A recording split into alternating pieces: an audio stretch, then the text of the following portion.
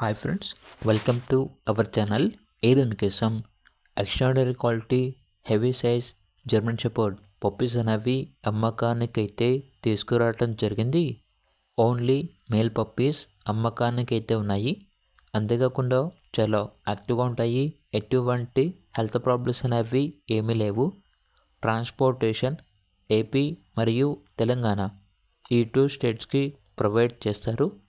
Puppies ఉన్న location వచ్చేసి కొండాపూర్, హైదరాబాద్.